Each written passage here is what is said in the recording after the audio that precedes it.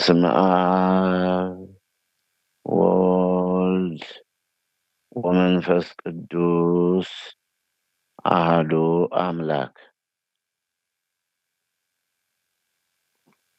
ከፀሐይ መውጫ ጀምሮ እስከ መግቢያዋ ድረስ ከምድርም እስከ አርያም አቤቱ ቅድመ ዓለም የነበረ ዓለምን ሁሉ ፈጥሮ የሚገዛ ዓለምንም አሳልፎ ለዘላለም የሚኖር ጥንትና ፍጻሜ የሌለው መጀመሪያውና መጨረሻው የማይታወቅ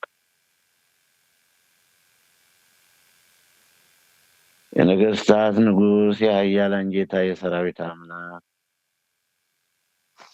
ሰውና መላእክትን ፈጥሮ የሚገዛ ሌሊትና ቀን ክረምትና በጋን በወቅቱ በሰዓቱ በጊዜው የሚያፈራርቅ በአውሎ ነፋስና በወጀቡ መካከል መንገድ ያለው ደመናም የእግሩ ትቢያ የሆነ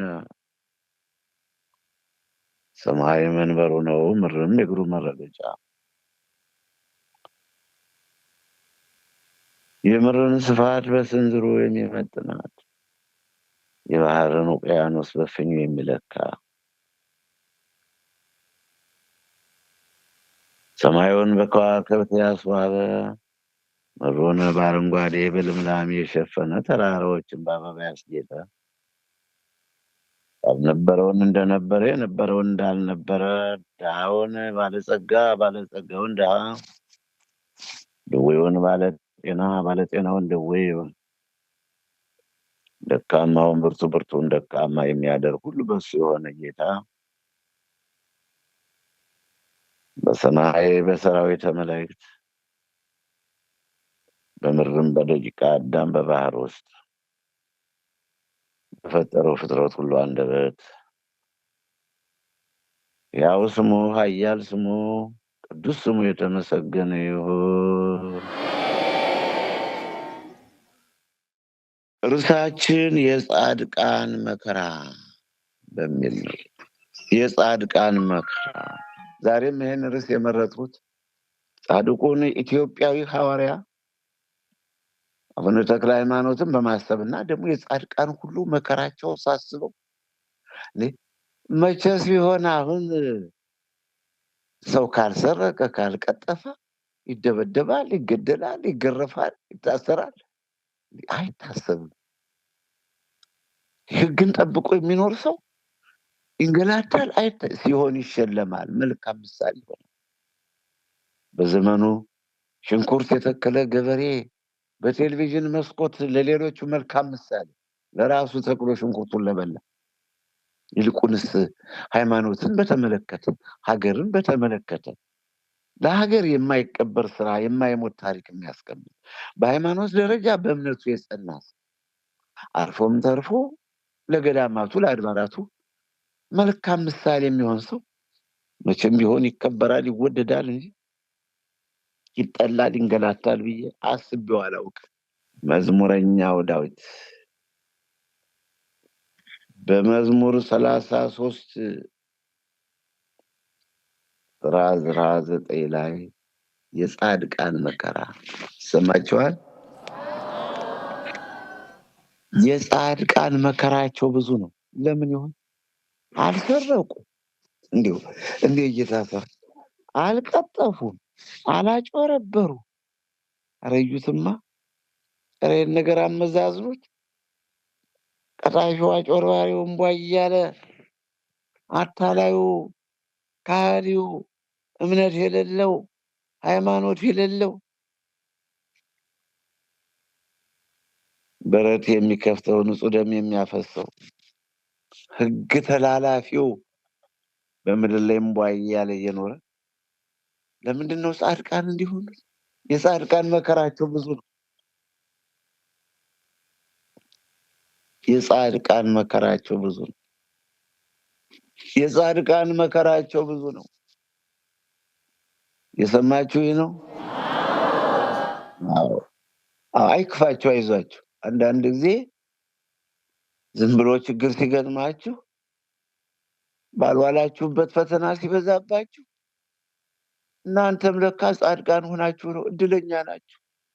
እንደው ዝም ብላችሁ ገበሬውም ሁን ነጋዴውም ሁን ወንዶችም ሴቶችም ሽማግሎችም ሁን ወጣቶች ካህናትም ሁኑ ምዕመናን ሕፃናትም እድለኛ ናችሁ። ሕፃናትም ብትሆኑ ያለምንም ኃጢአት ሳታጠፉ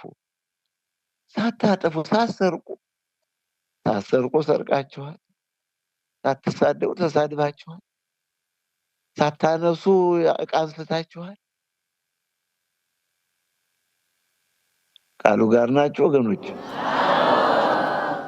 አዎ እንዲያ ነው ወገኖች። ደስተኛ ሁኑ፣ ደስ ይበላችሁ። ግድ የለም እያለቀስን እንደሰታለን።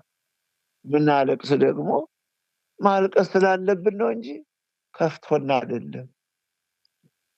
የመከፋት ተስፋ የመቁረጥ አይደለም። የኛ እንባ አምላካችን ለማስደሰት ነው። ለምን ዛሬ የሚያለቅሱ ብፁዓን ናቸው፣ ይደሰታል። በማቴዎስ ወንጌል ምዕራፍ 5 ቁጥር 11 እና 12 ላይ ዛሬ የሚያለቅሱ፣ በሉቃስ ወንጌል ምዕራፍ 6 ቁጥር 20 21 22 23 ላይ ዛሬ የሚያለቅሱ ብፁዓን ናቸው፣ ይደሰታሉ። ዛሬ የሚራቡ ብፁዓን ናቸው። እግዚአብሔር ክብር ምስጋና ለአንተ። እየተራብን ነው ያደግነው፣ እያለቀስን ነው ያለነው። ቃሉ ጋር ናችሁ ወገኖች። እያለቀስን ዝቅ ስንል እንጀራችን ላይ ይፈሳል፣ አብረን እንበላዋለን። እንጀራችን በእንባ እየበላን ውሃችን ከእንባ ጋር እየጠጣን በጉንጫችን ሲፈስ ከምንጠጣበት ጽዋ እየገባ ቀላቅለን ስንጠጣ እኛ ህይወት ይመስላል።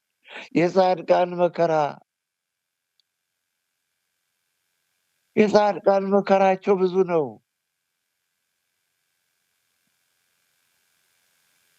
የጻድቃን ስቃያቸው ብዙ ነው። የጻድቃን እንግልታቸው ብዙ ነው። ጽድቅን መከተል መከራ። ቃሉ ጋር ናችሁ። ሲከፋችሁ፣ ጠላት ሲነሳባችሁ እናንተ በእውነትም እግዚአብሔር አስቧችኋል። አስቦናል ተመስገን በሉት። አመስግኑት እንጂ አታማሩ። ጸጋው እንዳይቀርባችሁ፣ ሳታውቁት ክብሩ እንዳይነሳ። የሁለት ሀገር ስደተኛ መሆን የለብንም። ባይሆን በዚህ ዓለም ተሰቃይተን በወዲያኛው ዓለም ደግሞ እሳት፣ የማይሞቱ ትሎች፣ የማይጠፋ እሳት ዘወትር ማርቆስ ምዕራፍ 9 ቁጥር 42 ላይ የሚጠብቃቸው ክፉዎችን የሚጠብቃቸው የማይሞቱ ትሎች፣ የማይጠፋ እሳት ነው የሚጠብቃቸው። ታዲያ እኛማ ወገኖች በዚህ ተርበን ተጠምተን ተቸግረን ተጉላልተን ተገፍተን ተሰቃይተን መከራን እንደ ውሃ ጠጥተን ነው። እንባችን ከውሃችን ጋር ጠጥተን ነው። እንባችን ከእንጀራ ጋር በልተን ነው። አንድ ቀን ደስ ሳይል በየሰከንዱ ደቂቃ አይደለም ሰዓት፣ ቀን አይደለም ሳምንት፣ በየሰከንዱ ፈላጻውን እየወረወረብን መርዙን እየተነፈሰብን የእሱን መርዝ ተሸክመን የጠላትን ፈላጻ እየመከትን ቀናችን እየጠበቅ ነው። የጻድቃን መከራቸው ብዙ፣ እግዚአብሔርም ከሁሉ ያድናቸዋል። ይሄ ነው ተስፋችን። እግዚአብሔር አጥንቶቻቸውን ሁሉ ይጠብቃል። ይሄ ነው ተስፋችን። ኑሮ ነው አይደለም። ኑሮውን ኑሮ ነው አይደለም ወገኖች? ይህን ተስፋ አድርገን ነው። ግድ የለም እግዚአብሔር አጥንቶቻቸውን ይጠብቃል። ከእነርሱም አንዱ አይሰበርም። ኃጢአተኞችን ክፋት ይገርላቸዋል። ኃጢአትን ያገዙታል። ይህ መጽሐፍ ቅዱስ ኃጢአትን አገዙታል። አሁን ደግሞ ኃጢአተኞችን ክፋት ይገርላቸዋል። ጻድቃንን የሚጠሉ ይጸጸታሉ። መጸጸትማ መልካም ነው። መጸጸትማ በጎ ነው። ሰው ተጸጸተማ እግዚአብሔር መሐሪ አይደለም። በመዝሙር 33 ቁጥር 19 የጻድቃን መከራቸው ብዙ ነው። ጻድቃን ጮኹ፣ እግዚአብሔርም ሰማቸው፣ ከመከራቸውም ሁሉ አዳናቸው። ጻድቃን ጮኹ፣ ጻድቃን ጮኹ። ቅዱሳን ጻድቃን ኢትዮጵያዊ ሐዋርያ ጻድቁ አቡነ ተክለ ሃይማኖት የታደሉት እሳቸው አልፈዋል። እሳቸው ተጋድለዋል። ቅዱስ ጊዮርጊስ ተጋድሎ አለፈ። ቅዱስ እስጢፋኖስ በመከራ አለፉ። ቅዱስ ዮሐንስ፣ ቅዱስ ቂርቆስ ሰማዕታት ሁሉ የዚህን ዓለም ጣዕም ጠሉት፣ ተውት። ሰማዕታት የዚህን ዓለም ጣዕም ናቁት። ስለ እግዚአብሔር ብለው ደማቸውን አፈሰሱ። ስለ መንግስተ ሰማያት ብለው መራራ ሞትን ታገሉ። ቃሉ ጋር ናቸው ወገኖች። የማይታየውን እንጂ የሚታየውን ባንመለከት ቀላል የሆነ የጊዜው መከራችን የክብርን የዘላለም ብዛት ከሁሉ መጠን ይልቅ ያደርግልናልና። የሚታየውንና የጊዜውን የሚታየው የጊዜው ነውና የማይታየው ግን የዘላለም ነው ይላል ሁለተኛ ቆሮንቶስ ምዕራፍ 4 ቁጥር 17 ይጻፈታል። የማይታይ ማለት ተስፋ የምናደርገው መንግስተ ሰማያት፣ የማይጠልቅ ፀሐይ፣ የማይጠፋ መብራት ዘወትር በቅዱሳን ላይ የሚያበራ ይላል። ደግሞም እንጂ እግዚአብሔር ከተማ የጽዮን ተራራ ሰማያዊት ኢየሩሳሌም አጀለ የማይታየውን እንጂ የሚታየውን ባንመለከት እኛ መመልከት ያለብን የማይታየውን ነው ማለት ነው። አናየውም ግን እንመለከተዋለን። ቀላል የሆነ የጊዜው መከራችን ቀላል አላት ቅዱስ ጳውሎስ። አቤት አቤት አቤት! አይ ሲያልፍ መልካም ቀላል አላት ቅዱስ ጳውሎስ። ቀላል የሆነ የዚህ ዓለም መከራችን የጊዜው መከራችን የክብርን የዘላለም ብዛት ከሁሉ መጠን ይልቅ ያደርግልናልና የሚታየው የጊዜው ነውና የማይታየው ግን የዘላለም ነው። መታደል ጻድቅ 7 ጊዜ ይወድቃልና 7 ጊዜም ይነሳል፣ ኃጥአን ግን በክፉ ላይ ይወድቃል። መጽሐፈ ምሳሌ ምዕራፍ 24 ቁጥር 16 የተጻፈ ቃል እንዲህ ይላል። ይሄ በረሃው ስብከት ነው። እግዚአብሔርን ፈለግኩት መለሰልኝ፣ ከመከራዬም ሁሉ አዳነኝ። ይህ ችግረኛ ጮኸ፣ እግዚአብሔርም ሰማው፣ ከመከራውም ሁሉ አዳነው። መዝሙር 33 ቁጥር 6 ላይ መዝሙር 33 ቁጥር 4 ላይ እግዚአብሔርን ፈለግኩት መለሰልኝ፣ ከመከራዬም ሁሉ አዳነኝ። እንዴት ቆያችሁ?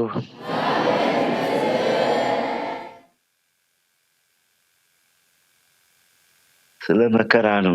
የጻድቃን መከራቸው ብዙ ነው። ጻድቁ አቡነ ተክለ ሃይማኖት የመጀመሪያው መከራ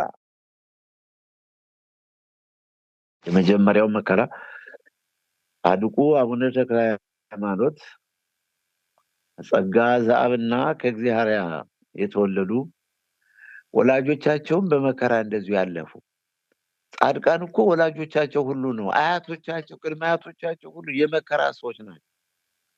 ያ ጻድቅ ይወለዳል፣ ያቺ ጻድቅ ትወለዳለች። ያ እንዳይወለድ አያቶቻቸው፣ ቅድመ አያቶቻቸው፣ እናትና አባታቸው እንደተሰቃዩ ገና ይወለዳል። የሚወለድ ልጅ አለ። ከዚች ማህፀን የሚወለድ አለ ተብሎ ገና ከአያተ ቅድሚያት ጀምሮ ስቃይ ያን ለማስቀረት ዲያብሎስ ሰይጣን እረፍት የለው። ሰው የሚወጣበትን ቤተሰብ፣ ሰው የሚያድግበትን ቤተሰብ፣ ሰው የሚባረክበትን ቤተሰብ እንዳጉላላ፣ እንዳስቸገረ፣ እንዳስጨነቀ በበሽታ በጸባይ በክፉ ሰዎች ላይ ልቡሰ ስጋ ሰይጣን ይሄ ነው። ሰላም እንዲሆንላችሁ ይህን ተናግሬያችኋለሁ። በዓለም ሳላችሁ መከራ አለባችሁ፣ ነገር ግን አይዟችሁ እኔ ዓለሙን አሸንፌዋለሁ ይላል። በዮሐንስ ወንጌል ምዕራፍ 16 ቁጥር 33 የተጻፈ ቃል። እንዴት ቆያችሁ? ክብር ለእግዚአብሔር። ብዙ ጭንቀትና መከራ አሳይተኛልና ተመልሰህ ሕያው አደረግከኝ፣ ከምድርም ጥልቅ እንደገና አወጣኸኝ ይላል መዝሙር 70 ቁጥር 20 ላይ የተጻፈ ቃል እና የጻድቃን መከራቸው ትልቁ ቅዱሳን አባቶቻችን እናቶቻችን ክርስቶስ ሰምራ ሰፊ ሀብቷን ጥላ ነው የመነነች። ክርስቶስ ሰምራ አገርሏ ላይ እንደምንመለከተው አቡነ ተክለ ሃይማኖትም የሀብታም የባለጸጋ ወላጆቻቸውን ገንዘብ ወላጆቻቸው ጥለዋቸው ሲሞቱ ገንዘባቸውን ለነዳያን በተኑት፣ ለነዳያን ሰጡት።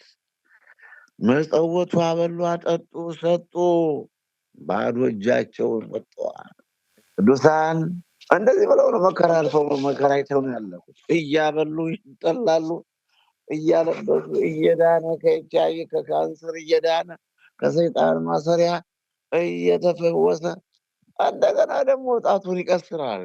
እንደገና ደግሞ ፈለው ያዘው ልቀቀው ይላል።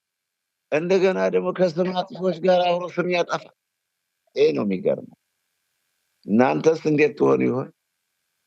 እናንተስ ተደጋጎች ናችሁ? ተክፎች ናችሁ? ገበሬው ወተቱ ገበሬ ይህን ቃል የምትሰማው ልብ አድርገህ አድምጠኝ። የጻድቃን መከራቸው ብዙ ነው። ያበላሉ፣ ያጠጣሉ፣ ያሳድጋሉ፣ ድውያን ይፈወሳሉ። አምላከ ቅዱስ ገብርኤል ብለህ ትፈወሳለህ ከሱ። ዞር ብለህ ግን ከጠላት ጋር ስታማ ስትጠላ፣ ከክፎች ጋር ስትተባበር፣ ይሄ ነው በጣም የሚገርመው ነገር ይሄ ነውና እንግዲህ ፍጹም ልትሆን ብትወድ ሂድና ያለህን ሽጠህ ለድሆች ስጥ፣ መዝገብን በሰማይ ታገኛለህ፣ መጥተህ ተከተለኝ አለው። አጥምቆን የጠየቀ ምን ብሆን ነው? ስለ መልካም ምን ብሆን ነው ጌታዬ? መልካም ነገር ምን መልካም ነገር የዘላለም ሕይወት እንዳገኝ ምን መልካም ነገር ላድርግ አለሽ? ስለ መልካም ነገር ለምን ትጠይቃለህ? መልካም የሆነ አንድ ነው አለው። ወደ ሕይወት መግባት ብትወድ ግን ትእዛዛትን ጠብቅ። የትኞቹ አለ ደግሞ እንደገና አታመንዝር፣ አትግደል፣ አትስረቅ። ይህንማ ከልጅነቴ ጀምሮ አደርገዋለሁ፣ የዘወትር ስራዬ ነው አለ። በዚህ ጊዜ ደግሞ እንግዲህ ፍጹም ልትሆን ከፈለክ የፍጹምነት ደረጃዬን ወገኖች ከቃሉ ጋር ናችሁ? አዎ፣ ፍጹምነት ማለት ሀብትን ሽጦ ለውጦ ለነዳያን መስጠት፣ ወይም ደግሞ ፍጹምነት ማለት ገንዘብ የማይወድ ሰው፣ የገንዘብ ፍቅር የሌለው ሰው፣ ወደ ገንዘብ አይኑ የማይመለከት፣ ቅድም እንዳልኋችሁ ሁሉ አይኑ ተሰንቅሮ ይቀር እስኪመስል ድረስ እየተንቀዋለለ ሳንቲም ባየበት ቋቆጭ ባለበት ቁጥር ይሄ ነውና ጎበዙ ፍጹም ልትሆን ብትወድ ሂድና ያለህን ሽጠህ ለድሆች ስጥ፣ መዝገብን በሰማያት ታገኛለህ፣ መጥተህ ተከተለኝ አለው። ጎበዙ ይህን ቃል በሰማ ጊዜ ሰውየው ይህን ቃል በሰማ ጊዜ ብዙ ንብረት ነበረውና እያዘነ ሄደ። ጌታችን አምላካችን መድኃኒታችን ኢየሱስ ክርስቶስም ለደቀ መዛሙርቱ እውነት እውነት እላችኋለሁ ለባለጸጋ ወደ እግዚአብሔር መንግሥት ወደ መንግሥተ ሰማያት መግባት ጭንቅ ነው። ሰማችሁ? ለባለጸጋ ወደ መንግስተ ሰማያት መግባት ጭንቅ ነው። ጻድቁ አቡነ ተክለ ሃይማኖት የወላጆቻቸውን የእግዚአብሔርና የጸጋ ዘአብን ገንዘብ ሀብት ንብረት ሽጠው ለውጠው ለነዳያን ሰጠው ነው የመነኑት። ክርስቶስ ሰምራም ኢትዮጵያዊ የታደለች ጻድቅ ክርስቶስ ሰምራም 12 ወልዳ 12ተኛውን አዝላ ሁሉን ጥላ ነው የተከተለችው ጌታ። ይሄ ነው ዋናው መከራ። ደግሞ እንግዲህ ይህ ሰውዬ እምቢ አለ። ይህ ሰውዬ ደነገጠ። ያለህን ሽጠህ ለውጠህ ተከተለኝ እና ወደ እኔ ሲለው ደነገጠ።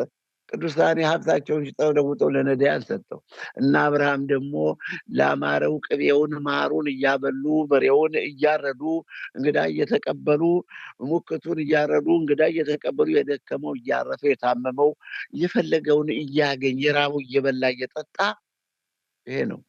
ዝም ብሎ ጻድቅ ነኝ የለምና እየሰረቁ ጻድቅ ነኝ የለምና ይሄው ለባለጠጋ ወደ መንግስተ ሰማያት መግባት ገንዘብን ሽጦ ለውጦ መንግስተ ሰማያት መግባት ጭንቅ ነው። ይጨንቃቸዋል፣ ይመራቸዋል። ዳግመኛም እላችኋለሁ ባለጸጋ ወደ እግዚአብሔር መንግስት ከሚገባ ግመል በመርፌ ቀዳዳ ቢገባ ይቀላል። ደቀ መዛሙርቱም ሰምተው እጅግ ተገረሙና እንኪያስ ማን ሊድን ይችላል አሉ። እንግዳ ማን ነው የሚድነው? ይህ ሁሉ እንዲህ ከሆነ ባለጸጎች ወደ እግዚአብሔር መንግስት መግባት የሚከፋቸው የሚጨንቃቸው ወይም ለነሱ አስቸጋሪ መሆን የሌለበት የማይሆን ከአቅም በላይ ከሆነ ማን የሚድን? ጌታችን አምላካችን መድኃኒታችን ኢየሱስ ክርስቶስም እነርሱን ተመልክቶ ይህስ በሰው ዘንድ አይቻልም፣ በእግዚአብሔር ዘንድ ግን ሁሉ ይቻላል አላቸው። እላችኋለሁ በዛን ጊዜ ጴጥሮስ መልሶ እኛ ሁሉን ጥለን ተከተልንህ፣ እንኪያስ ምን እናገኛለን ነበር ያለው። አቤት ጥሩ ጥያቄ ነው! ይሄ ጥሩ ጥያቄ ነው። ኢየሱስ ክርስቶስም እንዲህ አላቸው፣ እውነት እውነት እላችኋለሁ እናንተስ የተከተላችሁኝ በዳግመኛው ልደት የሰው ልጅ በክብሩ ዙፋን በሚቀመጥበት ጊዜ እናንተ ደግሞ በ12ቱ የእስራኤል ነገድ ስትፈርዱ በ12ቱ ዙፋን ትቀመጣላችሁ።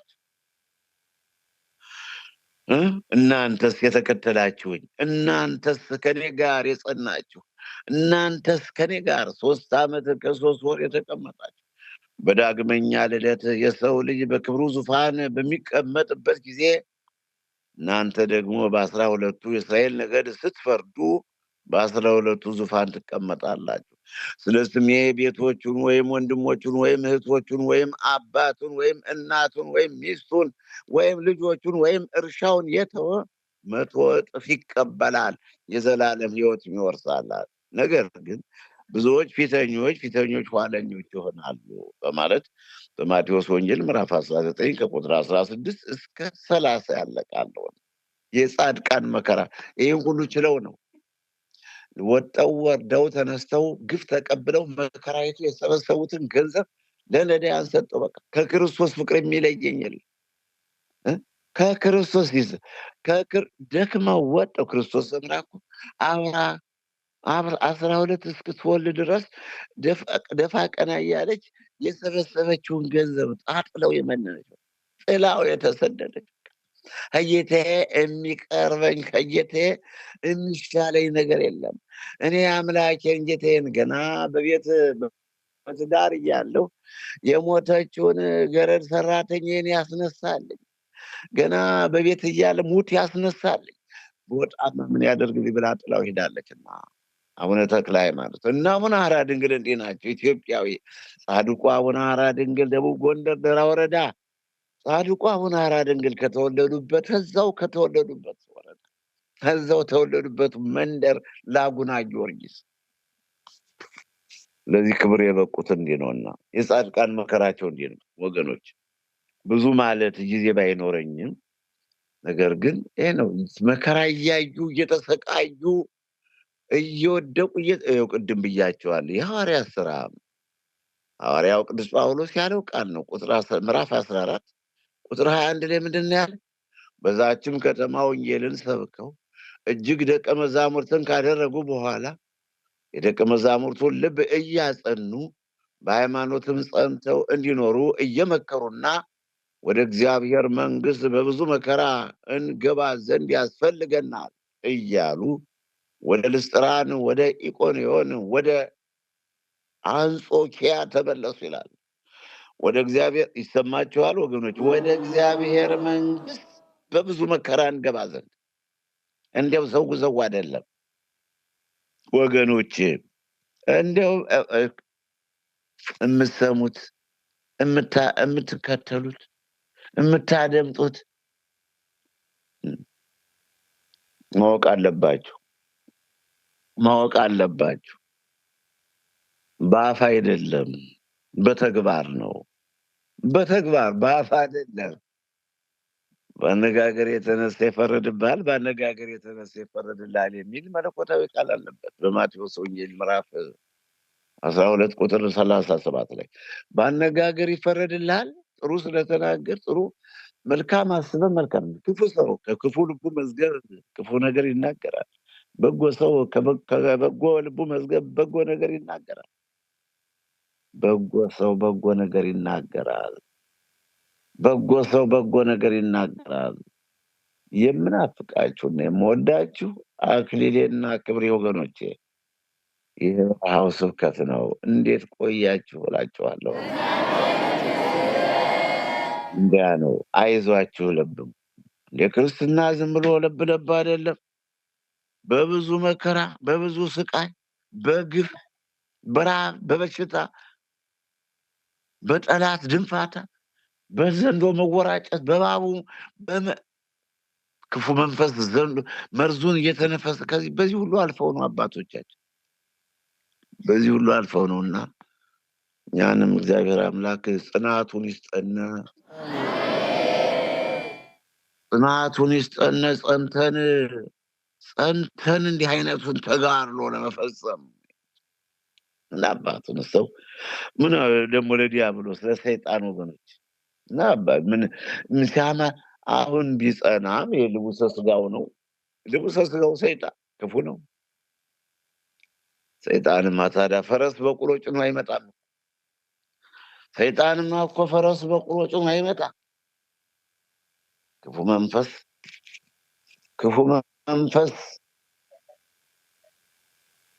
ሰይጣን ክፉ መንፈስ የሚገርመው ፈረስና በቅሎ ጭኖ አይመጣምና እግዚአብሔር የመረጣችሁ ያከበራችሁና የወደዳችሁ ወገኖቼ እንዲህ ነው። በወገን ላይ፣ በወንድም ላይ፣ በእህት ላይ፣ በአክስት፣ በአጎት፣ በትዳር ጓደኛ እያደረ ይመጣል። እሱን አገባው። እንዲህ ነው የሚከብደው። ትንሽ በሰው ላይ ያደረው መንፈስ ክፉ ነው። እንዲያው ክፉ ነው። በሰው ላይ ያደረው ክፉ መንፈስ ክፉ ነው። የሚጨንቀው የሚከብደው ይሄ ነው። እንዲህ ይላል። ከዕለታት አንድ ቀን እንዲህ ሆነ፣ የአምላክ ልጆች በእግዚአብሔር ፊት ለመቆም መጡ። ሰይጣንም ደግሞ በእግዚአብሔር ፊት ለመቆም በመካከላቸው መጣ። የቅዱሳንን መከራ ነው የምነግራችሁ ዛሬ። መጣ። እግዚአብሔርም ሰይጣንን ከወዴት መጣ አለው። ሰይጣንም ምድሩን ሁሉ ዞርኋት፣ በእርሷም ተመላለሱ ብሎ ለእግዚአብሔር መልስ ሰጠ፣ መለሰ። እግዚአብሔርም ሰይጣን በውኑ ባሪያዬን ኢዮብን ተመለከትከውን? በምድር ላይ እንደ እርሱ ፍጹምና ቅን እግዚአብሔርን የሚፈራ ከክፋትም የራቀ ሰው የለም አለ። አሁን እግዚአብሔር መሰከረለት። መታደል። ቅዱሳን እንዲህ ናቸው። ጻድቃን እንዲህ ናቸው። አንተ ምናልባት ያክስት ያጎት ያበላህ ያጠጣኸው እንደሚመሰክርልህ ያበላኸው ያጠጣኸው ወይም ደግሞ ዘመድህ እኔ እስከነ ዘመዱም የለኝ እንዳላበላም ድሃ ነኝ። እንግዲህ እሱ ባለቤቱ እናንተን ሰጥቶኛል በነፃ የነፃ ፍቅር።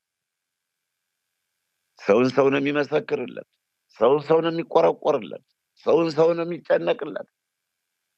ለኢዮብ ግን እግዚአብሔር ነው የመሰከረለት። ያው አምላክ አያሌ ሁሉን የሚችል አምላክ እግዚአብሔር ኢዮብ ባሪያዬ ኢዮብ እ? እግዚአብሔርን የሚፈራ ፍጹምና ቅን ነው፣ ከክፋትም የራቀ ነው። ሰይጣንም ለእግዚአብሔር እንዲህ ብሎ መለሰ፣ በውኑ ኢዮብ እግዚአብሔርን የሚፈራ በከንቱ ነውን? እርሱንና ቤቱን በዙሪያውም ያሉትን ሁሉ አላጠርህለትምን? አዎ ሀብት ሰጠኸዋል፣ ገንዘብ፣ ልጆች አሉት። እንዲህ እያደረገ ነው እንግዲህ እና ይሄ ሁሉ አለና መጨረሻ ላይ እንግዲህ በሀብቱም በገንዘቡም ገባበት። ልጆቹም አለቁ። ይህም አልበቃውም፣ ተመለሰ።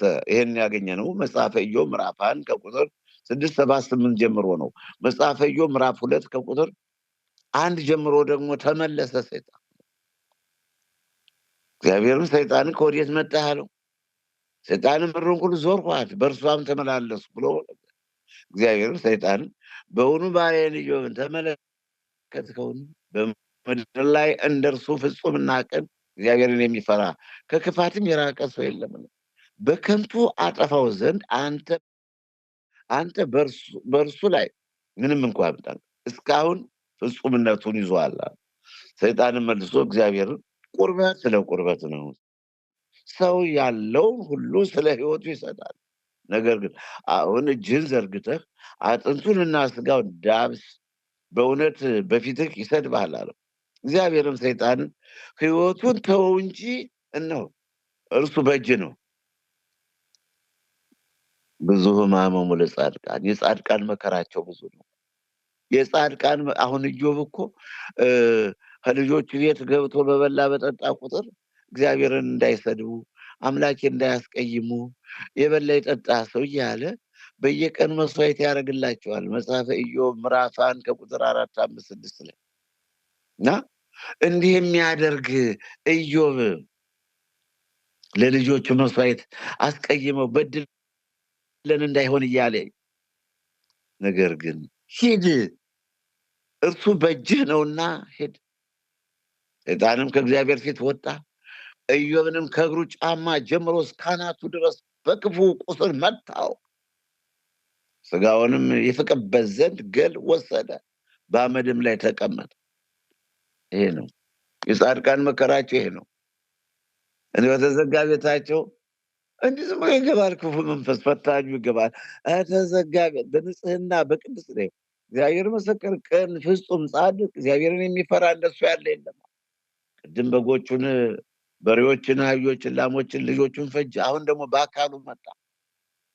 በአካሉ ሚስቱም እስካሁን ፍጹምነትን ይዛል፣ እስካሁን ፍጹም ተብላል፣ እግዚአብሔርን ስደብና ሙት አለች። መጽሐፈ ኢዮብ ምዕራፍ 2 ቁጥር 9 የኢዮብ ሚስት እግዚአብሔርን ስደብና ሙት፣ እስካሁን ፍጹም ተባልክ፣ እስካሁን ጻድቅ ተባልክ።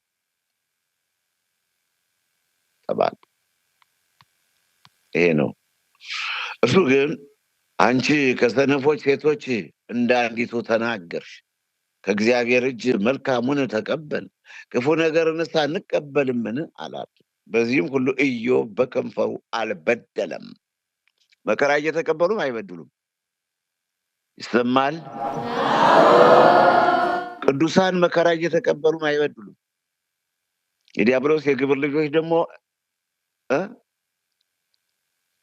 ወንበር ላይ ተቀምጠው ላምና በሬ እያላቸው ገንዘብ እንደፈለጉ እያገኙ በአክስት ባጎት በአያት በቅድመ አያት ተከበው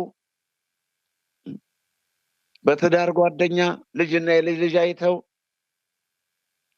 ሰውን እንዳሳዘኑ፣ እግዚአብሔርን እንዳስቀየሙ፣ በረት እንደከፈቱ፣ ንጹሕ ደም እንዳፈሰሱ፣ የሰው ክብር እንደቀነሰውን እንዳሸማቀቁ። ይሄ ነው የጻድቅና የኃጢአተኞችና የጻድቃን ልዩነት። እዚህ ላይ ይሳደባሉ፣ ያዋርዳሉ፣ የሰው ክብር ይቀንሳሉ፣ ከኛ በላይ ጻድቅ ንጹሕ የለም ይላሉ፣ ይበላሉ፣ ይጠጣሉ፣ ለመብላቸው ጊዜ የለውም፣ ለማረፊያቸው ጊዜ እንደፈለጉ ያርፋሉ። ይሄ ነው። አንቺ ከሰነፎች ሴቶች እንዳንዲቱ ተናገርሽ፣ እግዚአብሔር እንጂ መልካሙን ተቀብለን ከእግዚአብሔር እንጂ መልካሙን ተቀብለን ክፉ ነገር አንቀበልምን ማለት። በዚያ ጊዜ ኢዮብ በከንፈሩ አልበደለም ይልልሃል። መጽሐፈ ኢዮብ ምዕራፍ 2 ቁጥር 10 ላይ ነው ደግሞ ይሄ ያለ። ከቅድሙንም ደግሞ እንዴት ነበር ኢዮብ ያለ? ጻድቁ ኢዮብ ጻድቁ ኢዮብ ሀብቱ፣ ንብረቱ፣ ልጆቹ ሲያልቁበት ኢዮብ ተነሳ፣ መጎናጸፊያውንም ቀደደ፣ ራሱንም ላጨ፣ በምድር ላይ ተደፍቶ ሰገደ። የጻድቃን መከራቸው ብዙ ነው። የዛሬው ትምህርታችን እነ ጻድቁ ተክለ ሃይማኖት፣ እነ ገብረ መንፈስ ቅዱስ፣ እነ አቡነ አረጋዊ የቀደሙት አባቶቻችን ብዙ መከራ ተቀብለው ነው ያለፉት። ደስ ብሏቸው፣ በፍጹም ደስ ብሏቸው በሰው መዳን ይደሰታሉ። በወንጌል አገልግሎታቸው ሁሉ ክርስቲያን ሲሆን ሁሉ እምነት አስተምሯቸውን ትምህርታቸውን በሁሉ ልቦና ሲያደርግ ይደሰታሉ። ሌላ ሹመት፣ ሽልማት፣ መብል፣ መጠጥ አያስደስታቸው። ሰው ሲፋቀር ሲያዩ ይደሰታል። ለምን? ይሄ ትምህርታቸው ውጤት ነው። የትምህርታቸው ውጤት በመሆኑ ሰው ሲደሰት፣ ተስማምቶ ሲኖር፣ አብሮ ሲሰራ፣ አብሮ ሲበላ የቅዱሳን ደስታ ነው ይሄ። ተፈሥሑ ጻድቃን በእግዚአብሔር ወረራትአን የደለዎሙ ክብር። ጻድቃን በእግዚአብሔር ደስ ይበላቸው፣ ለቅኖች ምስጋና ክብር ይገባቸዋል። መጎናጸፊያውን ቀደደ፣ ራሱን ላጨ፣ ተላጨ፣ በምድር ላይ ተደፋ። ያ በምስራቅ ከሚኖሩ ሰዎች የከበረው ታላቁ ኢዮብ ይኸውት ክፉ ቀን እንዲህም አለ፣ ራቁቴን ከእናቴ ማኅፀን ወጥቻለሁ፣ ራቁቴንም ወደዛው እመለሳለሁ።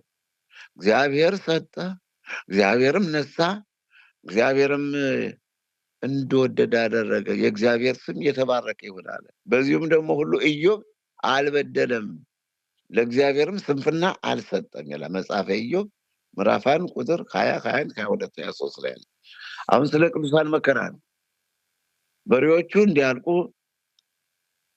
7,000 በጎች፣ 3,000 ግመሎች፣ 500 ጥማድ በሬ፣ 500 እንስት አህዮች እና 10 ልጆቹ እንዲሁ ያኛው ተናግሮ ሲሄድ ሌላኛው ያኛው ተናግሮ ሲሄድ መርዶ እያረዱት ሁሉም እንዲያለቁ ኋላም በአካሉ በሰውነቱ መጣ። ይሄ ሁሉ መከራ የጻድቃን መከራ። ለዚህ ሁሉ ግን ኢዮብ አንዳች ስህተት አልፈጸመም። ለዚህ ሁሉ ግን ኢዮብ የበደለው በደል የለም። የግብዣዎችም ቀኖች ባለፉ ጊዜ ኢዮብ ምናልባት ልጆች በድለው እግዚአብሔርንም በልባቸው ሰድበው ይሆናል ብሎ ይልክና ይቀድሳቸው ነበር። ኢዮብም ማልዶ ተነሳ፣ እንደ ቁጥራቸው ሁሉ የሚቃጠል መስዋዕትን አቀረበ። እንዲሁ ኢዮብ ሁልጊዜ ያደርግ ነበር። መጽሐፈ ኢዮብ ምዕራፍ 1 ቁጥር 5 የተጻፈ ቃል። ልጆች በድለው እንዳይሆን አብረን ውለናል፣ አብረን በልተን ጠጥተናል። ሰው ከሰው ከተገናኘ ማማቱ፣ ሰው ከሰው ከተገናኘ በአፉ በልቡ ክፋት ያስባል፣ በአፉ ክፉ ነገር ይናገራል። ለልጆች መስዋዕት በየቀኑ መስዋዕት ይሰዋላቸው። የጻድቃን መከራቸው ብዙ ነው። ቃሉ ጋር ናቸው ወገኖቼ። ኧረ ልንገራችሁ፣ ኧረ ልንገራችሁ። አሁን ጠግባችኋል፣ አሁንም ባለጸጎች ሆናችኋል፣ ያለኛ ነግሳችኋል። እኛ ደግሞ ከእናንተ ጋር እንድንነግስ ብትነግሱስ መልካም ይሆን ነበረ። ለዓለም፣ ለመላእክት፣ ለሰዎችም መጫወቻ ሆነናልና እግዚአብሔር እኛን ሐዋርያቱን ሞት እንደተፈረደባቸው ሰዎች ከሁሉ ይልቅ የኋላ እንዳደረገን ይመስለኛል። እኛ ስለ ክርስቶስ ሞኞች ነን፣ እናንተ ግን በክርስቶስ ልባሞች ናችሁ። እኛ ደግሞ ደካሞች ነን፣ እናንተ ግን ብርቶች ናችሁ። እናንተ ግን ኃይለኞች ናችሁ፣ እናንተ የከበራችሁ ናችሁ፣ እኛ ግን የተዋረድን ነን።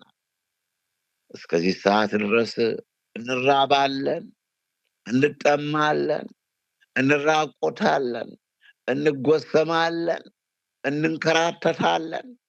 በገዛ እጃችን እየሰራን እንደክማለን።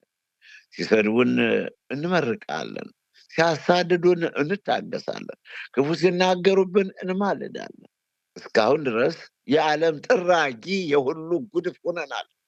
የጻድቃን መከራቸው ብዙ ነው ምላችሁ። ይሄ ነው፣ ዝም ብዬ ያመጣሁት እንዳይመስላችሁ። እንዴት ጻድቃን ምን መከራ አለባቸው? የእግዚአብሔር ወዳጆች፣ እግዚአብሔር እየወደዳቸው ትለኝ ይሆናል። እስካሁን ድረስ የዓለም ጠራጊ የሁሉ ጉድፍ ሁነናልና እንደምወዳችሁ ልጆች አድርጌ ልገሥጻችሁ እንጂ ላሳፈራችሁ ይህንን አልጻፍኩም። በክርስቶስ አእላፍ ሞግዚቶች ቢኖሯችሁ ብዙ አባቶች የሏችሁምና እኔ በኢየሱስ ክርስቶስ በወንጌል ወልጃችኋለሁ። እንግዲህ እኔን የምትመስሉ ሁኑ ብዬ እለምናችኋለሁ ይላላችኋልና። እንዴት ቆያችሁ ወገኖችን? ሁለተኛ ቆሮንቶስ ምዕራፍ 4 ከቁጥር 8 ጀምሮ ነው ያመጣነው ይህንንና የተጻፈውን ከተጻፈው አትለፉ ይላል። ይልቁንስ ወደ እግዚአብሔር መጠጋት አለብን። ወደ አምላካችን መጠጋት አለብን። ቅዱሳን ሁሉን ጥለው ነው ጌታን የተከተሉት። ሁሉን ጥለው ሁሉን እየተራቡ ከቤታቸው ብዙ ነገር ሞልቶ ሁሉን ጣል አድርገው እየተራቡ እየተጠሙ ጌታን ተከትለውታል። አምላካችን እግዚአብሔር የተመሰገነ ይሁን።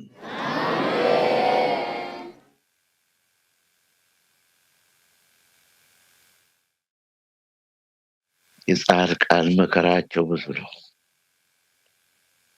የጻድቃን መከራቸው ብዙ ነው። እነ ቅዱስ ጊዮርጊስ በመንኮራኩር ተፈጩ፣ በመጋዝ ተሰነጠቁ። እነ ነቢዩ ልዑለ ቃል ኢሳያስ፣ እነ እስጢፋኖስ በድንጋይ ተወገሩ፣ እነ ዮሐንስ በሰይፍ ተቆረጡ እየተሰቃዩ። ዓለም አልተገባቸው ምን ይልልሃል? እንዴት ቆያችሁ ወገኖቼ?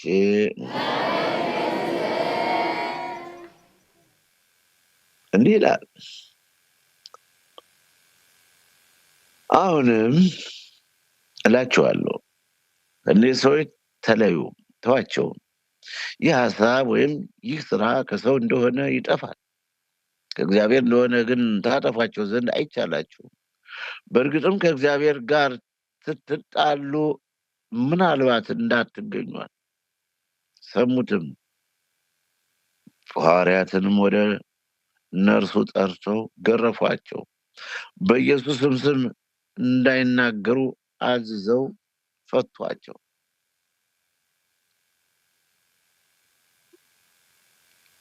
እነርሱም ስለ ስሙ ይናቁ ዘንድ ስለ ጌታ ስም ይናቁ ዘንድ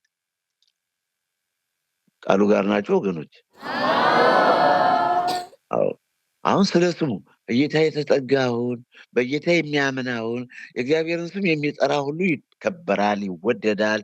እንኳን እሱ ወላጆቹ ሁሉ አይ አንተን የወለደች ማህፀን አላፊ አግዳሚው እንደመረቀው እንደወደደው አላፊ አግዳሚው ሽማግሌው፣ ባልቴቱ፣ ጎልማሳው፣ ወጣቱ፣ ህፃናቶች እንዳከበሩት እንደሰሙት ነው። ግን ተመልከቱ የጻድቃን መከራ ከእግዚአብሔር እንደሆነ ግን ታጠፏቸው ዘንድ አይቻላችሁም። በእርግጥ ከእግዚአብሔር ጋር ስትጣሉ ምናልባት እንዳትገኙ። ሰሙትም። ሐዋርያትንም ወደ እነርሱ ጠርተው ገረፏቸው፣ በኢየሱስም ስም እንዳይናገሩ አዘው ፈቷቸው። እነርሱም ስለ ስሙ ይናቁ ዘንድ የተገባቸው ሆነው ስለተቆጠሩ ሆነ ተቆጠር ልቅስ የሀገሬ ጀግና የሀገሬ ወጣት ሁናችሁ ተቆጠሩ ልቅስ። ምን ሆነው ነው የተቆጠሩት? ስለ ጌታ ስም ይናቁ ዘንድ፣ ስለ መድኃኔዓለም ስለ ኢየሱስ ክርስቶስ ስም ይዋረዱ ዘንድ፣ ይንገላቱና ግፍና መከራ ይቀበሉ ዘንድ የተገባቸው ሆነው ስለተቆጠሩ ከሸንጎ ፊት ደስ እያላቸው ወጡ። ሰደቡኝ ልሳደብ፣ መቱኝ ልማታ እንዳንል በማቴዎስ ወንጌል ምዕራፍ 5 ቁጥር 38 ላይ ቀኝህን ቢመታ ግራህን ስጠው። እንዲህ ነው ክርስትና። እንዲህ ነው ክርስትና። እኛንም እኮ እንዲህ ነው የሚያደርጉን። እኛ ይሄን ያህል ባይኖር አላማው መቼም ዝም ነው መንፈሳዊ ናቸው ነው። ይህን ያህል አቅም ባይኖረንም መንፈሳዊ ናቸው አይመልሱልንም። መንፈሳዊ ናቸው አይናገሩም። እንደፈለጉ ስለዚህ ስለ ክርስቶስ በድካምና በመንገላታትም በችግርም በስደትም በጭንቀትም ደስ ይለኛል። ስደክም ያን ጊዜ ኃይለኛ ነኝና። ሁለተኛ ቆሮንቶስ ምዕራፍ 12 ቁጥር 10 ላይ ነው ሐዋርያው ቅዱስ ጳውሎስ ነው ይሄን ያለ። በመከራንም ቅዱሳን የሚደሰቱት በመከራ፣ እዚህ ደግሞ አትንኩኝ፣ እንዴት አርጓየኝ፣ እንዴት እንዲህ ይለኛል። ኧረ ይሄ ነው የተጻፈውን የምናለብላችሁ፣ የተጻፈውን የምንነግራችሁ ወደን አይደለም። ስለ ጽድቅ የሚሰደዱ ብፁዓን ናቸው፣ መንግሥተ ሰማያት የእነርሱ ናትና። ሲነቅፏችሁና ሲሰድቧችሁ በእኔም ምክንያት ክፉ ሁሉ በውሸት ሲናገሩባችሁ ብፁዓን ናችሁ፣ ዋጋችሁ በሰማያት ታላቅ ነውና ደስ ይበላችሁ፣ ሐሴትም አድርጉ። ከእናንተ በፊት የነበሩትን ነቢያት እንዲሁ ያሳድዷቸው ነበረና። አለማመሏ ነው ቅዱሳንን ማሳደድ፣ አለማመሏ ነው ነቢያትን ማሳደድ፣ አለማመሏ ነው ጻድቃንን ማሳደድ፣ ዓለም አመሏ ነው ሰማዕታትን በደም እያጠበየ በደም ሰማዕታትን ደማቸውን እያፈሰሱ እንዲሄድ ታደርጋለች። ማቴዎስ ምዕራፍ 5 ቁጥር 10 እና 12 የተጻፈ ቃል ነው የማነብላችሁ። ወደ ዕብራውያን ምዕራፍ 10 ቁጥር 34 ላይ የሚበልጥና ለዘወትር የሚኖር ገንዘብ ቅድም ብያቸዋለሁ በሰማይ ራሳችሁ እንዳላችሁ። ገንዘብ ከሰማይም አለ ወገኖች። ብር ቆጥራለሁ ብላችሁ እንዳትሄዱ። ብር ቆጥራለሁ ብላችሁ የሚቆጠር ብር ሳንቲም ማግባት፣ መጋባት፣ መውለድ፣ መዳር፣ መኳር የለም። የሚበልጥና ለዘወትር የሚኖር ገንዘብ በሰማይ ራሳችሁ እንዳላችሁ አውቃችሁ በስርዓት የራራችሁልኝ የገንዘባችሁንም ንጥቂያ በደስታ ተቀበላችሁ፣ በደስታ ተቀበላችሁ።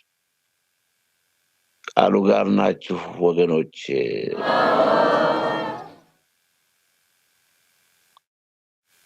ይህም ብቻ አይደለም፣ ነገር ግን መከራ ትዕግስትን እንዲያደርግ፣ ትዕግስትም ፈተናን፣ ፈተናም ተስፋን እንዲያደርግ እያወቅን በመከራችን ደግሞ እንመካለናል። ሮሜ ምዕራፍ 5 ቁጥር 3 እና 4 ላይ ታዲያ ሰዎቹ ጅል እየመሰልናቸው ነን። አይናገርም፣ አይተነፍስም። ጅል እየመሰልናቸው በውጭም ሀገር በሀገር ውስጥም እንደፈለጉ ያደርጉናል። በሀገር ውስጥም በሩቅም በቅርብም በውጭም ሀገር እንደፈለጉ ነው። በቃ መንፈሳዊ ናቸው፣ አይናገሩም፣ አይተነፍሱም። በተለያየ ቦታ የሚነገረው ነገር፣ የሚታሰበው ሀሳብ፣ የሚያደርጉን የሚፈጽሙብን ግፍ እጹብ ነው። የሚፈጽሙብን ግፍ እጹብ ድንቅ ነው። እኛ እንኳን አቅም የሌለን ድሃዎች የተዋረን፣ እኔ ራሴ የተዋረድኩ ሰው ለምን አንገትህን ደፋህ? ጽድቁ ቦታ ደርሰን አይደለም፣ አባቶች በተጠሩበት የምንጠራ ሰዎች አይደለንም። በዚህ በ21ኛው በክፉ ዘመን ተፈጥረናልና በእናንተ እንባ በእውነት የሁለት ሀገር ስደተኛ ሁኜ እንዳልቀር አምላካችን በዓይነ ምሕረቱ ቢመለከተኝም በቃ አይደለም። እኛ አሁን የምንነጋገር የጻድቃንን መከራ ነው። ደግሞም እኛም ለምን ተለያችሁ፣ ለምን አንገታችሁን ደፋችሁ፣ ለምን አብራችሁ አልበላችሁም አልጠጣችሁም፣ ለምን አብራችሁ አልሰረቃችሁም አላጭበረበራችሁም፣ ለምን አብራችሁ አልዋሻችሁም፣ ለምን አብራችሁ እኛን አልመሰላችሁም አለ ሰይጣን። ዲያብሎስ እኛን መሰል፣ እኔም ብትመስል እኔ ደግሞ እሱን አልመስልም፣ በፍጹም እሱን አልመስልም። ክፉ መንፈስ እግዚአብሔር ይገስጸው፣ እግዚአብሔር ያሳፍረው፣ እግዚአብሔር ያዋርደው። የወንድሞቻችን ከሳሽ ይለዋል። ከእሱ ጋር ህብረት የለኝም፣ እሱ ጋር አንድነት የለኝም። ደግሜ ደጋግሜ ክፉ መንፈስ እግዚአብሔር ይገስጽህ እለዋለሁ። አዎ እግዚአብሔር አምላካችን ይገስጽልን ወገኖች። እና የጻድቃን መከራቸው ብዙ ነው። ጻድቁ ተክለ ሃይማኖት እንግዲህ ገድላቸውን ማንበብ ነው በሰፊው ለመከታተል የደረሰባቸው ችግር፣ ያሰቃዩቸው ስቃይ፣ የተቀበሉት መከራ፣ አንዱ ከተማ ወደ አንዱ ሀገር ወደ አንዱ ሀገር ሲያሰድዷቸው፣ ጣዖትን ስላፈራረሱ፣ ድውያንን ስለፈወሱ፣ ሙታንን ስላነሱ በእውነት ጻድቁ አቡነ ተክለ ሃይማኖት የወንጌሉ ቃል ነው የደረሰላቸው በትክክል ወንጌሉን ነው የፈጸሙትና መታደል ነውና እንዳልኳችሁ ሁሉ ሀብታቸውን ሽጠው ለውጠው ለነዳያን ሰጡ። መጀመሪያ ይሄ ነው እንግዲህ በቃ ባዶ እጅን ከረጢት አታዙ። ይሄ ነው የሚያስፈልግ። ይሄ ነው ሁሉ እኩል ሁሉ እኩል። እነዚህንም 12ቱን ጌታችን አምላካችን መድኃኒታችን ኢየሱስ ክርስቶስ አዘዛቸው፣ እንዲህም አላቸው፣ በአሕዛብ መንገድ አትሂዱ፣ ወደ ሳምራውያን ከተማማ አትግቡ፣ ይልቅስ የእስራኤል ቤት ወደሚሆኑ ወደ ጠፉት በጎች ሂዱ እንጂ ሄዳችሁም መንግሥተ ሰማያት ቀርባለች ብላችሁ። ይሄ ነው የቅዱሳን ስራ፣ መስበክ ነው። አቡነ ተክለ ሃይማኖት ወንጌል ነበር የሚሰብኩት። ወንጌል በየአድባራቱ በየገዳማቱ እየዞሩ ነበር ወንጌል የሚሰብኩትና እነሆ መንግሥተ ሰማያት ቀርባለች ብላችሁ ስበኩ አሉ። ከዚህ ቀጥሎ የአቡነ ተክለ ሃይማኖት ስራ ድዌዎችን ፈውሱ፣ ሙታንንም አስነሱ፣ ለምጻሞችንም አንጹ፣ አጋንንትንም አውጡ፣ በከንቱ ተቀብላችሁ በከንቱ። ይህን ሁሉ ፈጸሙት አቡነ ተክለ ሃይማኖት ጻድቁ። ይህን ሁሉ ፈጸሙት አቡነ ሐራ ድንግል ጻድቁ። ይህን ሁሉ ፈጸሙት ገብረ መንፈስ ቅዱስ ጻድቁ አቡነ ገብረ መንፈስ ቅዱስ። ወርቅ ወይም ብር ወይም ናስ በመቀነታችሁ አይኖርም። ወይም ለመንገድ ከረጢት ወይም 2 እጀ ጠባብ ወይም ጫማ ወይም በት አታግኙ። ለሰራተኛ ምግቡ ይበቃዋል፣ ከበላ በቃው እያለ ነው። እና ጻድቃን ቅዱሳን ክርስቶስ ተምራን እነ ወለተ ጴጥሮስ እነማ ሸንኮሮ ይሄን አደረጉት፣ እነማ ወተት ይሄን አደረጉት፣ እነ ፍቅርተ ክርስቶስ ይሄን አደረጉት። ደጋጎች ጻድቃን ይሄን አደረጉት። የጻድቃን መከራቸው ብዙ ነው። መከራቸው ብዙ ነው። ይራባሉ፣ ይጠማሉ፣ ይታረዛሉ፣ ከአንዱ ሀገር ወደ አንዱ ሀገር ይሰደዳሉ፣ ይሰደባሉ። ዘወትር ስለ አንተ ስለ ስምህ ዘወትር እንገደላለን። መዝሙር 43 ቁጥር 22 ላይ ዘወትር ስለ አንተ እንገደላለን፣ እንደሚታረዱ በጎች ተቆጠርን፣ ሊበሉን አሳልፈ ሰጠን እያለ መዝሙር 43 ቁጥር 11 ላይ አሳልፈ ሰጠን ጌታ ሆይ። እዛ ጻድቃን ዝም ብለን እንደው አንጠልጥለን አይደለም ወገኖች እንዴ። ኧረ በዚህ ዓለምም ቢሆን እውነት እንደው ከግምታችሁ የገቡላችሁ ደጋጎች፣ አፋችሁ ከጸሎት የማይለይ እጃቸው ከምጽዋት የማይለይ እንደገና ክፉ የማይናገሩ አንተ ዕውር፣ አንተ ቆጣማ፣ አንተ ስደተኛ፣ አንተ ቆማጥ እያሉ አንተ ድሃ፣ አንተ ችጋራም እያሉ የማይሳደቡ በሰው ላይ ግፍ የማይፈጽሙ። ግፍ እኮ አሁን ተለመደ። ኃጢአት እንደ ጽድቅ ተቆጠረ። ግፍ እንደ መልካም ነገር ታየ። ሰዎች በገፉ ቁጥር ደስ ይላቸዋል፣ ሐሴት ያደርጋሉ። በሰው ማልቀስ፣ በሰው እንባ ይስቃሉ። በሰው ጩኸት እነሱ ራሳቸውን ያስደስታሉ። ይሄ ነው ጽድቅ እንደ ኃጢአት፣ ኃጢአት እንደ ጽድቅ ተቆጥሯልና፣ ክፉ ነገር እንደ በጎ ነገር፣ በጎ ነገር እንደ ክፉ ነገር ተቆጥሯልና፣ ብርሃኑ እንደ ጨለማ፣ ጨለማውን እንደ ብርሃን አድርገውታል። ወገኖች ያሳዝናል። እንዴት ቆያችሁ? አዎ ክፉ ቀን ነውና ክፉን መልካም፣ መልካሙን ክፉ ለሚሉ፣ ጨለማውን ብርሃን፣ ብርሃኑን ጨለማ ለሚያደርጉ፣ ጣፋጩን መራራ፣ መራራውን ጣፋጭ ለሚያደርጉ ወዮላቸው። በዓይናቸው ጥበበኞች፣ በነፍሳቸው አስተዋዮች ለሆኑ ወዮላቸው። የወይን ጠጅ ለመጠጣት ኃያላን፣ የሚያሰክረውንም ለመደባለቅ ጨካኞች ለሆኑ፣ በደለኛውን ስለ ጉቦ ጻድቅ ለሚያደርጉ፣ የጻድቁንም ጽድቅ ለሚያስወግዱበት ወዮላቸው ይላል። ስለዚህ የእሳት ወላፈን ቃርሚያን እንደሚበላ፣ እብቅም በነበልባል ውስጥ እንደሚጠፋ እንዲሁ የእነርሱ ስር የበሰበሰ ይሆናል፣ ቡቃያቸውም እንደ ትቢያ ይበናልና የሰራዊት ጌታ እግዚአብሔርን ሕጉን ጥለዋልና የእስራኤልንም ቅዱስ የተናገረውን ቃል አቃለዋልና። ስለዚህ የእግዚአብሔር ቁጣ በሕዝቡ ላይ ነዷል፣ እጁንም በላያቸው ዘርግቷል፣ መትቷቸዋል። ተራሮችም ተንቀጠቀጡ፣ ሬሳቸውም በአደባባይ መካከል እንደ ጉድፍ ሆኗል። በዚህም ሁሉ እንኳ ቁጣው አልተመለሰችም፣ ነገር ግን እጁ ገና ተዘርግታ ትኖራለች። ለእግዚአብሔርም በሩቅ ምልክትን ያቆማል፣ ከምድርም ዳርቻ በፉጨት ይጠራቸዋል፣ እነሆም እየተጣደፉ ፈጥነው ይመለሳሉ ይላል። ኢሳይያስ ምዕራፍ 5 ቁጥር 20 ጀምሮ ያለ ቃል ነው የተነጋገርነው ወገኖችና፣ በርቱ፣ ጠንክሮ አይዟችሁ። አዎ የጻድቃን መከራቸው ብዙ ነው። እንደው ዝም ብለን ጻድቅ ብለን እንዴ መመልከት መመራመር አለብን። አደራችሁ አደራችሁ ልባችንን እናስፋው። ልባችን የሰፋ ይሁን። ነፍሱን የሚያገኝ ያጠፋታል፣ ነፍሱንም ስለኔ የሚያጠፋ ያገኛታል። እናንተን የሚቀበል እኔን ይቀበላል፣ እኔንም የሚቀበል የላከኝን ይቀበላል። ነቢዩን በነቢይ ስም የሚቀበል የነቢዩን ዋጋ ይወስዳል፣ ጻድቁንም በጻድቅ ስም የሚቀበል የጻድቁን ዋጋ ይወስዳል። ማንም ከነዚህ ከታናናሾች ለአንዱ ቀዝቃዛ ጽዋ ብቻ በደቀ መዝሙሩ ስም የሚያጠጣ እውነት እላችኋለሁ ዋጋው ከቶ አይጠፋበትም። ስለ ጻድቃን ነው የምንመካከረው። አሁን በማቴዎስ ስለምንማማረው በማቴዎስ ምዕራፍ 10 ከቁጥር 40 ጀምሮ እስከ 42 ድረስ ይሄ ነው፣ ስለ ጻድቃን ነው። እግዚአብሔር ከሚድኑት ያርገን።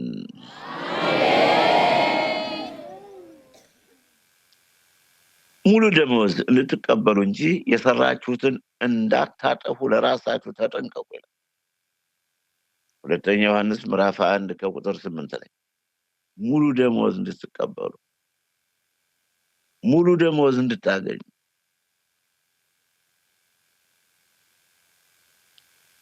ቃሉ ጋር ናችሁ?